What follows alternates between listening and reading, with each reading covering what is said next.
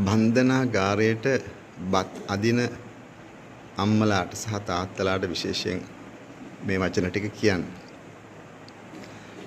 ඔබගේ පුතා හෝ දුව මුලින්ම මත්ද්‍රව්‍ය වලට ඇබ්බැහි වෙච්ච ඒ අවස්ථාව දැනගත්තු වෙලාවේ හරියට ඔබ ක්‍රියාත්මක වුණා නම් ඒ වගේම සමහරලාට සොරකමකට මුලින්ම අහුවෙච්ච අවස්ථාව දැනගත්තා නම් ඒ මොහොතේම ඒ දරුවට ඔබ නිසි අවවාද දීලා ඔබේ දරුවා හදාගත්තා නම් ඔබට මෙහෙම දුක් විඳින්න සිද්ධ වෙන්නේ නැහනේ. දැන් අද මොකද්ද වෙලා තියෙන්නේ? ඔබ දරුවා හදලා ඒ දරුවෙක් හදන්න කොච්චර මහන්සි වෙන්න ඕනද නේ? එතකොට එහෙම අනන්ත දුක් විඳලා දරුවෙක් හදලා දැන් අද මොකද්ද වෙලා තියෙන්නේ? ඒ දරුවගෙන් ඔබ යම් ආකාරයක සහනයක් ලබනවද නැහැ? එහෙමනම් ඒ දරුවා වෙනුවෙන් ඔබ දුක් විඳින තවමත් නේ.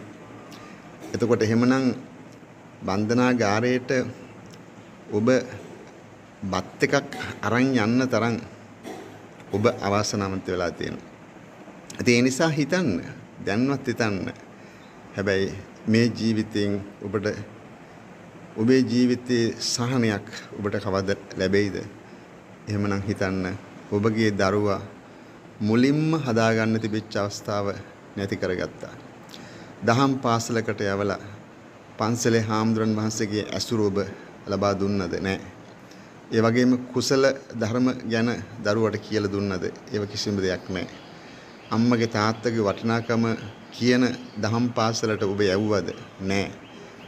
එතකොට ධර්ම දේශනාවක් කවදාවත් අහන්න සැලසුවද? නැහැ. ඉතින් එහෙමනම් අම්මේ ඔබ මේ දුක විඳින්න ඕන. මේ ජීවිතේ විතරක් නෙමෙයි සමහරවිට ඔබට ඊළඟ ආත්ම භවවලට පවා මේ දුක ගෙනියන්න වෙයි. ඒ නිසා අදවත් මේ ධර්මයට යොමු වෙන්න. බුදුරජාණන් වහන්සේගේ ධර්මයට යොමු නොවුනොත් ඔබට සංසාර පුරාවටම මේ දුක හිමි වේවි.